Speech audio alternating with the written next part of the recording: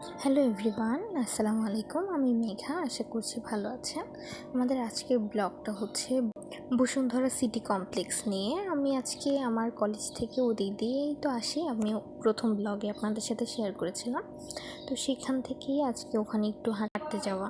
শপিংয়ের জন্য এটা একটা বেস্ট জায়গা। এক জায়গায় আমরা চাইলে অনেক কিছু ফোন থেকে শুরু করে ঘড়ি, জামা কাপড়, গয়না অ্যান্ড এভরিথিং সব কিছু এখানে পাওয়া যায়।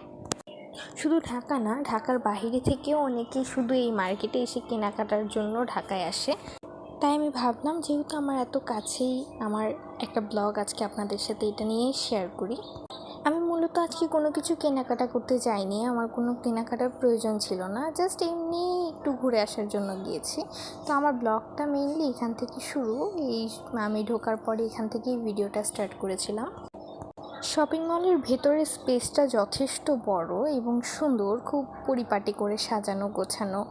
অ্যান্ড এক একটা ফ্লোরে ওরা এক এক ধরনের জিনিস, এক এক ধরনের প্রোডাক্ট সেল করে। যেমন যেখানে মোবাইল, সেখানে শুধু মোবাইলই, বা যেখানে শুধু মেয়েদের পোশাক পাওয়া যায় সেই দোকানগুলো, ওই ফ্লোরটাতে জাস্ট মেয়েদের পোশাকের জন্যই আলাদা করা।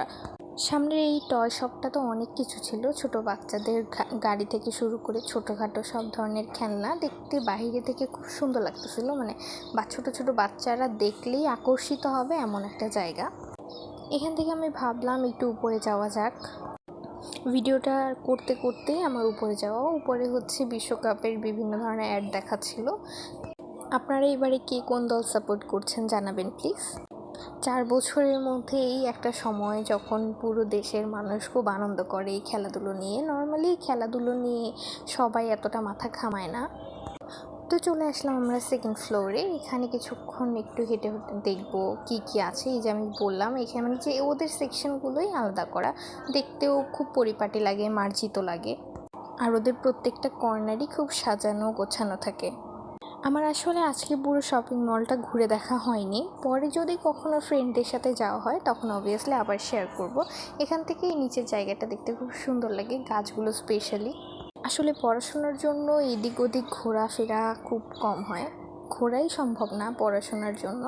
তা আমি এখন হচ্ছে আবার উপরে চেক করার জন্য, উপরে কী আছে সেটা দেখার জন্য উঠলাম।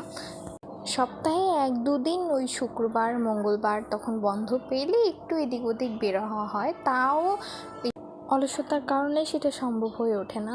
পুরো সপ্তাহ ক্লাস করে স্টুডেন্ট পড়িয়ে তারপরে ঘোরাফেরা বিলাসিতা হয়ে যায়। তো এখানে আমরা মলের প্রত্যেকটা কর্নারই, ছোটোখাটো কর্নারগুলো ঘুরে ঘুরে দেখছিলাম। আর এই জায়গাটা স্পেসটা খালি ছিল, তা আমি হচ্ছে হাত দিয়ে ভিডিও করছিলাম, তো তাই ক্যামেরাটা একটু এদিক ওদিক করছিল। প্লিজ কেউ আপনারা কিছু মনে করবেন না। আমি প্রত্যেকটা কর্নারই ঘুরে ঘুরে দেখছিলাম।